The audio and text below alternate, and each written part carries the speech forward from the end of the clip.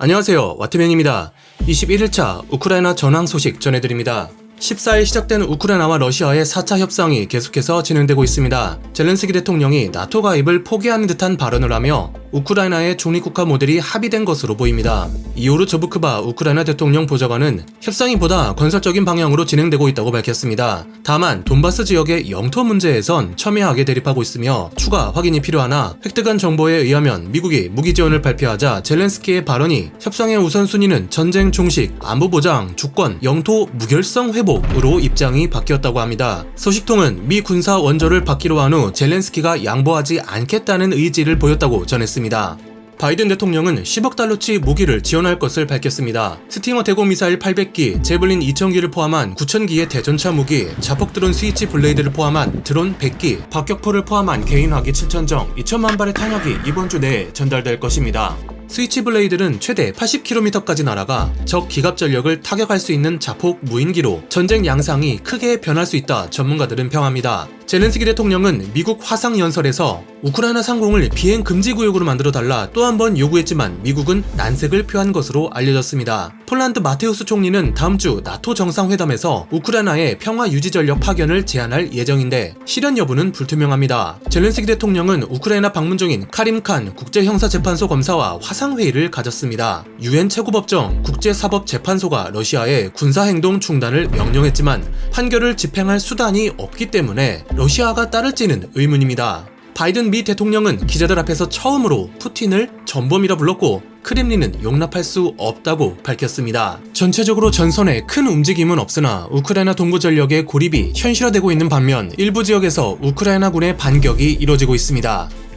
키이우 시내에는 러시아의 포격이 계속되고 있습니다. 35시간 통행 금지령이 내려졌습니다. 특별 패스가 없으면 통행할 수 없습니다. 러시아군이 키이우 북쪽 비쇼로드에서 시내로 진입을 시도했으나 격퇴됐고 오히려 우크라이나군의 반격을 맞았습니다. 우크라이나군은 러시아 제36 근위 합동군과 제5 근위 합동군에 괴멸적인 타격을 가했습니다. 러시아 36 합동군은 예비대를 조기 투입했고 5 합동군은 전선 유지가 불가능한 상황으로 보입니다. 러시아군은 부차, 호스토멜 지역도 우크라이나군에 빼앗겼습니다. 또한 키이우 방공부대에 의해 수호위 25와 수호위 35가 격추됐고 러시아 35 근위합동군도 지휘소와 지원 거점을 타격당했습니다. 우크라이나 국군 참모총장이 영상을 공개했습니다. 피해가 상당히 큰 것으로 보입니다. 체르니히우에서는 큰 움직임은 없습니다. 다만 우크라이나가 시내의 피해 영상을 공개했는데 러시아 국방부는 체르니히우 시내에는 러시아군이 없으며 모두 외곽에 있고 우크라이나군이 공개한 영상에는 폭발 흔적이 없다, 프로파간다다 라고 주장했습니다. 맥사 테크놀로지가 공개한 위성 사진에는 체르니히우 주거지역과 경기장에 폭격 흔적이 발견됐습니다. 체르니히우 방공부대가 러시아군 수호위 34 한 대를 격추했습니다.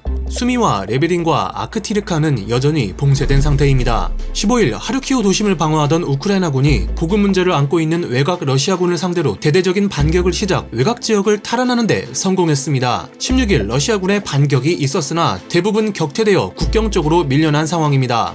동부 돈바스 지역에서는 우크라이나군이 위기에 빠진 것으로 보입니다. 러시아군의 우크라이나 동부전력 포위 작전이 시작됐고 푸틴은 작전 개시 5시간 전 키이우에 동부전력 철수를 제안한 것으로 알려졌습니다.